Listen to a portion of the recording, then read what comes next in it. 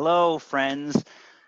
Today I'm going to have an interesting conversation with one of my favorite people at Springfield College. This is a person who is pulled in so many different directions on a regular day in a regular semester. But in a semester where we had to change things, halfway throughout, this is someone who is being pulled in so many more directions. And talk about someone who rises to the occasion, really answers the call, and just literally amazes me over and over and over again. Is the person I'm going to talk to today. And I don't want to give it away. I want him to list out the many things that he does. But for someone in my shoes, he's someone who I turn to when I need help. He's also someone that I feel is a colleague that I not only respect, but I admire. And so talking to him about everything that he's going through and how he's dealing with it, I think will be a great conversation for all of us to hear. So let's see if we can get it started. Okay, great. Chris, it looks like we got you. You're all set? I am all set.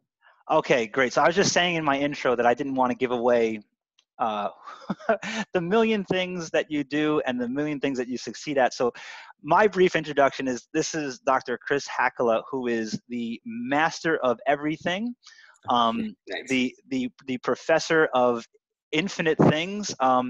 So why don't you just give me a brief introduction about kind of who you are, for my students who haven't met you, because I guarantee you that they have interfaced with something that you've done at Springfield College. Who you are, kind of, and what your multiple roles are on a regular day here at campus. Okay. So Chris Hakala, I am a psychology professor and I run the Center for Excellence in Teaching, Learning, and Scholarship. So part of my role is to teach. And I identify as an instructor, as a professor, and I have for 28 years. I see one of the most important things that I do in my educational world is teaching students. I advise students, I teach them courses. The big part of my job that is not the professor position, though, is I run the Center for Excellence in Teaching, Learning, and Scholarship, where I work with faculty to help faculty be as effective as they can be in their classroom. So I run some workshops, I talk to faculty, I visit classrooms. Some of you may have seen me in classrooms before, sitting in the back, taking notes. I help faculty design assignments. I help faculty with scholarship they want to do. And I also just talk to faculty about teaching. We have conversations about what makes an effective instructor, what things help students learn more effectively. My ultimate goal always centers around student learning. I always want to see a classroom designed to improve the opportunities students have to learn effectively. So on a day-to-day basis, I do any number of things, but always involves student learning. And, but it's what's interesting is it's with you, you always have students learning at best interest, but also the many ways that you can get there, right? Because one of the big things that you've done is you've opened up numerous opportunities for faculty through grant opportunities, like you said, bringing speakers to campus, that really allows them to engage. And it's not you talking at them, it's not you telling them how to do it, it's you saying, these are some best practices, these are things that people tried, and so do you want to try them, or should we try something else? And you and I have had many conversations about what we could try in physics classes or related to something that you've done. And I mean, these opportunities are fantastic. Yeah, and I think it really comes down to, James, and this is really the important thing, is that I don't have expertise in the sense that I know this is what makes good teaching. What I know is this works for some faculty. Would it work for you, given who you are, what your discipline is, who your students are, what the context is? And so you really have to think about a teaching situation as being one where the faculty, the students, and the environment all interact in ways that are unique. And so only the instructor and can really understand whether or not this strategy would work for them, and try it out. And so I think part of the process is getting to know faculty, how they teach, getting to know students and how they learn. And Springfield College is a great environment to do that because we have a small enough faculty for me to get to know a lot of faculty and get to know faculty who have different experiences and expertise, and try to help those faculty also form relationships and learn from each other. I think that's one of the best things we can do as a college, is learn from each other. Absolutely. And it's one of the reasons. I mean, there's lots of selfish reasons for me to do these conversations. It's mostly because I miss people, but it's also one of the things that I miss, right? Is I would be able to come to your office and get some tea, or just go across campus and see some of my great colleagues and what they're doing. And that's really hard right now in this environment. Yeah, I mean, I think the notion of what happens on a college campus and trying to capture all of that is much harder than people. People didn't think they were going to lose as much as I think we've lost by not all being together.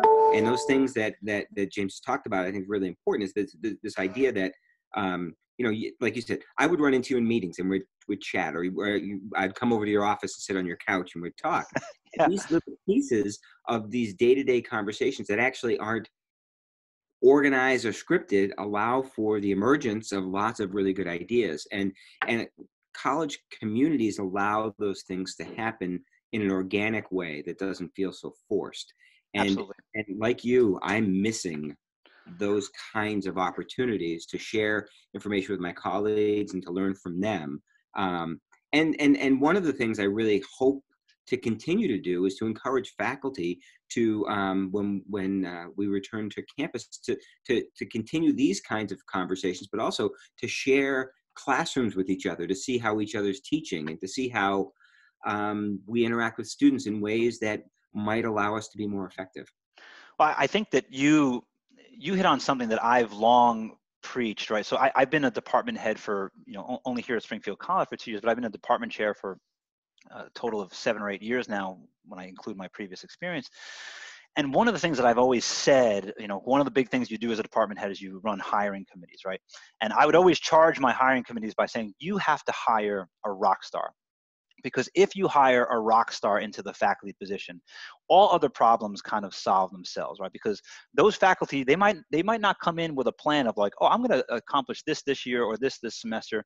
But those people, when you put them out on the campus and they're communicating with other people, all of a sudden they have, even if it's a 2-minute conversation, a 10-minute conversation, these things that all of a sudden spark ideas in one another, and the sky's the limit then, right? And like you just said, that environment, man, it's hard to put a price tag, or it's hard to put an amount as to how much we lost when we have to take this different direction, right? Yeah, and I think it's such a big deal that I think the students don't always get to see that piece, and a lot of faculty miss is that in a college like Springfield, you want to bring in people who are going to be team players, who are going to want to communicate with people, who are going to want to challenge students and work with students. And I go over to your building and I see you got a pie on your face and you've got these activities you've done with your students. And I think that's great. I mean, for years and years, I was a professor before I took this job at a different institution. I was locked up by the students for the jail bail thing. Yeah, And I walked a mile in high-heeled shoes with an organization to show the students I supported the things that they were doing.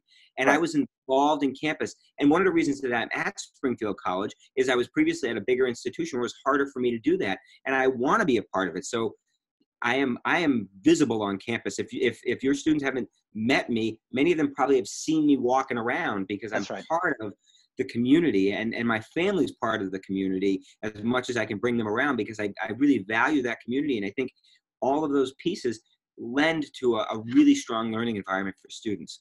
And You know, I know you probably have the same thing I do. I've stayed in touch with students for years and years after they leave, absolutely. because you develop relationships with these students that you get to know who they are as human beings, not just as people sitting in your class. Exactly. And I'm like you said about being part of that community. I actually, this is a small secret.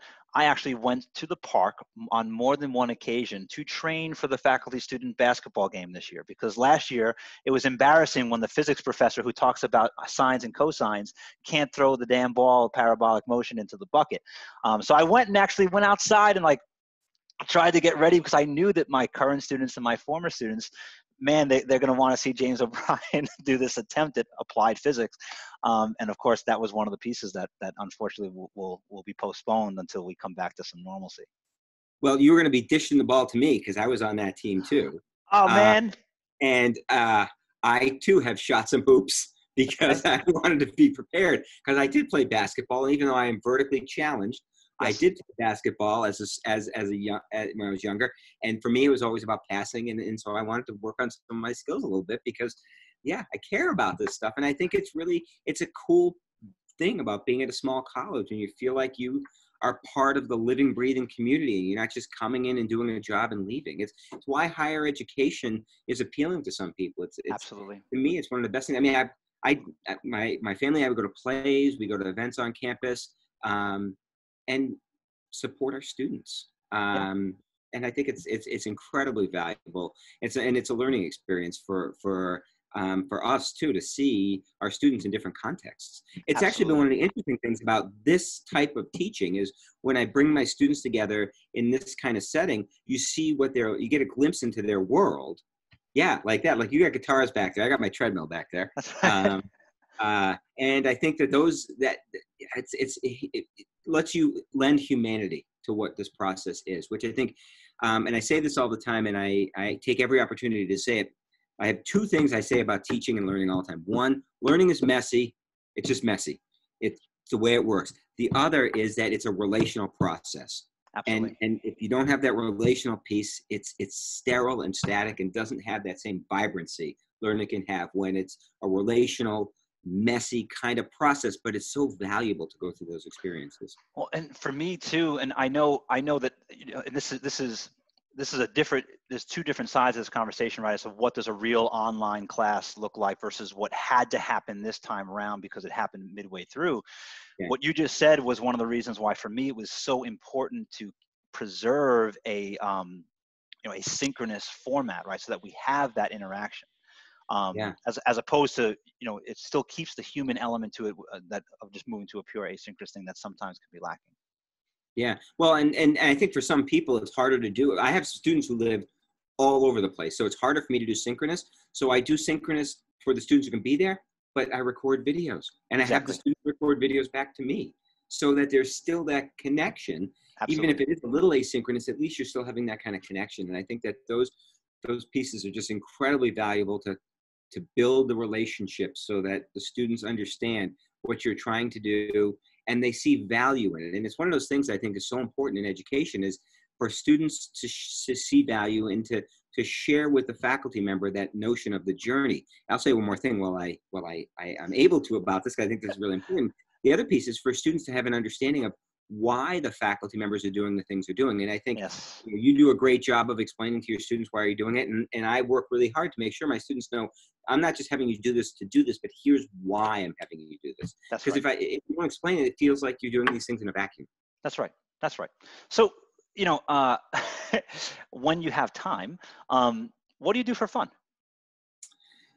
Well, we travel. My wife and I love to travel. We take our kids places, but we also travel, the two of us. We actually, if the world hadn't turned upside down, we were going to be in Portland, Maine this weekend, Oh man, um, with a hotel room overlooking the ocean, which would have been lovely. that would have been Uh, lovely. so we travel. I run every day. I just, I recently bought a skateboard because I was a skateboarder as a kid and I wanted to skateboard again, and I can still do some things. I read. I do lots of stuff to just sort of live life in a way that's not all about one thing. I like to think about lots of other things. I'm with you on that.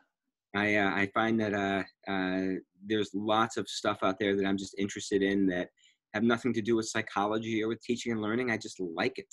And I think that that's part of what makes our lives so rich given this kind of career, because we can try out lots of stuff and do lots of different things. I noticed you play guitar apparently. Oh yes, for years. Yeah, I mean I mean obviously the last couple of weeks has just been much more of me playing, but I've been in a band in some way, shape, or form for the last 20 years. And so our performances are on hold right now, but it's something that I can't live without. It's like it's my thing that, like, I mean, I love physics, right? But Mhm. it's one of those things that you put a guitar in my hands with live rock music around me and just the world.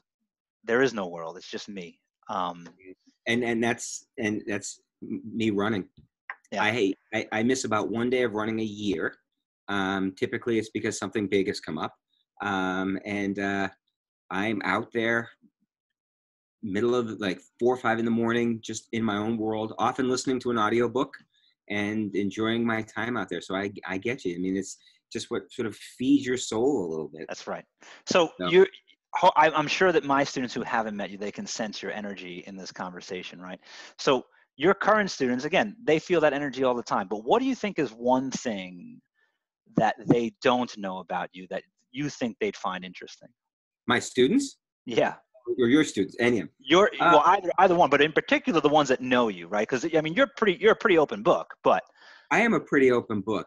Um, hmm, Interesting. I am. It's a tough question because there's very little secrets. I often right. reveal these throughout the semester. So I often tell my students, and they don't know this until I get to this point in the semester, that I was a 7-year dance student as a kid. Tap, jazz, Really? ballet, and baton. I can still twirl. Get out of here. I can. I can still twirl. And I talk about that when I talk about child development because I was a tap dance student until my friends found out about it and it wasn't cool. Yep. So I got kind of beat up, quit for 2 years, but then I turned 13 and my teacher asked me to come back and do a disco number to open the show. Now this was like 1981, right? So I said, I don't know. And then she told me the person I was going to be dancing with, and she was a girl I had a huge crush on. So I thought, yes. And I went back and my friends thought I was cool then because I was 13 and I was dancing with a girl.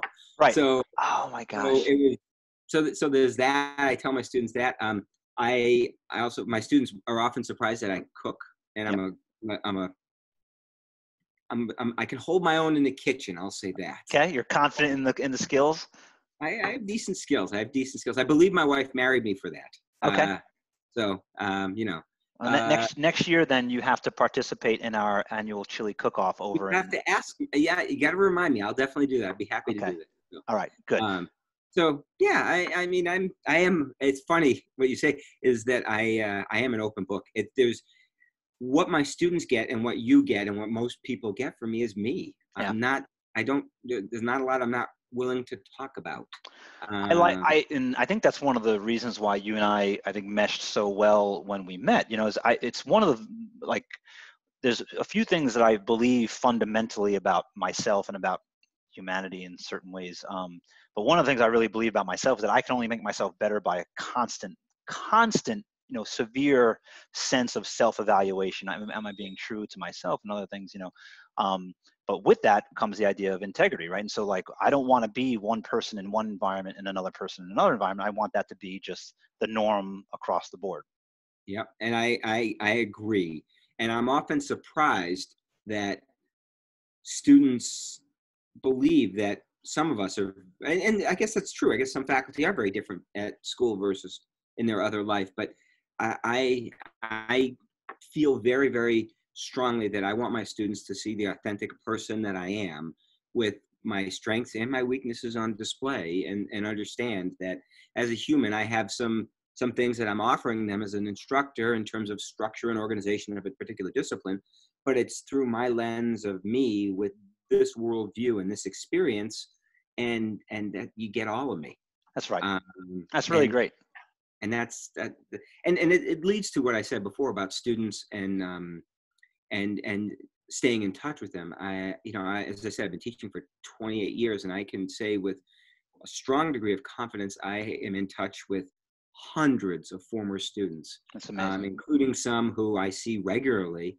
Come to my house for dinner. I have a former student who comes to my house for dinner, goes to my children's events, awesome. has become part of our life. My kids see him as their big brother.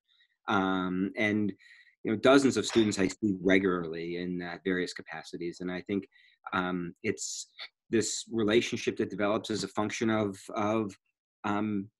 mutual interest in each other's as humans, not just right. as professor-student.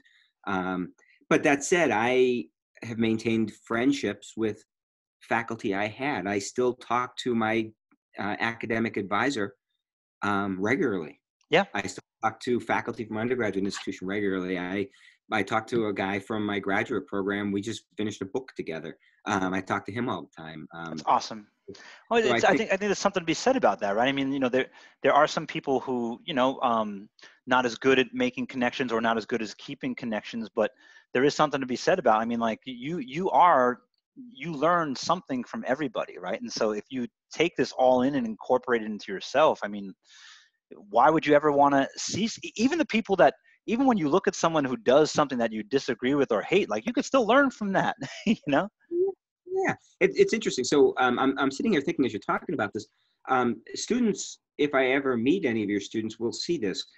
I have a strategy I use where I always talk to people and ask them where they're from and a little bit about who they are before we do any academic content, because I want to know who my students are a little bit. But I do that with everybody. I Right. meet someone like, oh, where'd you go to school? Where are you from? What do you like you asked, what do you like to do? Just Yeah. because I think it's really valuable to know something about someone, because then you can have conversation about a number of different things. And you're not going to have something in common with everybody, but there's lots of people you're going to have. You can find something. I was Absolutely. telling my wife this story this morning. I go to a conference in Pittsburgh. I sit down next to someone I'd never met before, and we have to work in groups. So you have to introduce yourself. So I introduce myself. She finds out I'm from Massachusetts. She says, "Oh, I used to live in Massachusetts." And through a various pieces of the conversation, comes to realize she's good friends and used to go out with as a couple with this other couple of people I've known for 20 years. Isn't that funny? Um, and so, this woman lives in Michigan now, but she happened to be at this conference in Pittsburgh, and we Right. just dug a little and found this. And I have these happen a lot, Yes. frankly, because I talk to people. That's right. I am that guy on the airplane who will, if you want to talk, I will talk. Yeah, I'm I that guy too. Yeah, and if you don't want to talk, that's cool. I'm fine with that. But you open that door a crack and you want to talk, I'm there to fill that crack. So Awesome. All right. So one of the things I was saying in my preamble before you joined was, that, man, if there was ever anyone who was in it from many sides about jumping into a semester in crisis and managing it, helping people, also having to deal with it yourself while still teaching, if there was any one person that really felt the pressure from all sides, I would have to say that it's you. And so having seen all sides of this, I was wondering if you could just speak about what are some things that when you were thinking about what this was going to look like in the abstract, what were some things that you were worried about, but then on the other side, maybe they didn't come out to manifest too much as a worry, or some things that you thought, oh my God, this is going to be, be really easy, that weren't so easy. Like what were some of the things that surprised you in the transition from the abstract to the reality in this? So I kind of started to think about this probably in mid-February, not in terms of going online, but we had started to consider what would happen if something ever happened. And it's sort of a coincidence, but we started sort of kicking it around. So I started to think, what would happen if mid-semester we needed to make this transition? And so we started to think about how we would help faculty who had very little experience on Brightspace or who had never taught online or never done remote learning, how we can help them transition. So we started running a couple of simple drop-in workshops to help faculty see some of the tools available for remote learning. Yeah. And then it all ramped up very quickly. So a couple of things that came up were, how are we going to allow faculty to communicate with students in a synchronous or an asynchronous way? And we went through a number of different tools. And I was surprised and pleased that Zoom stepped up and allowed for the free access to everything and allowed for all of these things to happen, because I think that has really helped. Oh, it's changed everything. Yeah. It changed everything. We did have another tool in place in case Zoom didn't do it, but Zoom I think works better. And so I thought that was going to be a big challenge, but it turns out to be okay. The challenge that I really expected though was faculty reticence and fear. Yeah. And what I've seen instead is from, in many cases, faculty saying, okay, this is where we're going. What do I need to do to get there? That's great. A positive attitude. And I think not everybody had the same skill set, but people went at it with the same kind of, we have to do this for our students. And that could be the rhetoric that college wants to put out, but I can tell you from my standpoint, anyone who talked to me was essentially, boiling it down to, I need to do what's going to be best for my students, and how can I do that? And You know, so that was really positive. I think it's I would have thought, you know, weeks ago looking at this, I would have thought the exact same thing, the reticence and fear. And you might have seen, you know, I've had some conversations not just with people at Springfield College, but some people from other colleges. This is a recurring theme, that the fear has not been anywhere close to what people thought the magnitude would be, and people are stepping up and saying, you know what? Again, it's not 100% across the board, right? But people Yeah, are really stepping up and saying, you know, I got to do what's best for my students, and you know, if that means me learning some new tricks, if it means me changing the way that I do things, if it means me putting myself out there in a way that I never have before, I'm going to try it. yeah, yeah. So I think that's been great. Some of the surprising things that I've seen that I didn't expect to see was that there has been a lot of struggle on both faculty end and student end with trying to figure out how to navigate this new world with regard to work.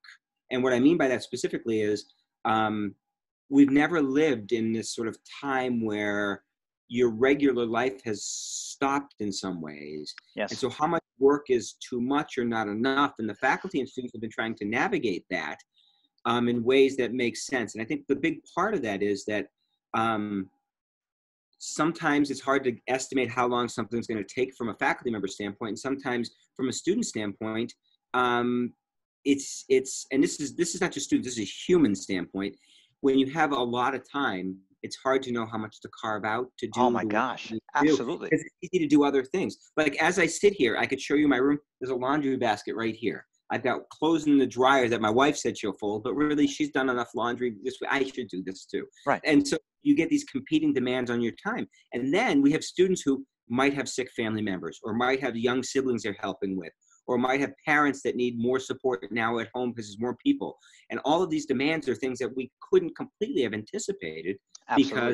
because this is unprecedented. So I think that's been a surprise.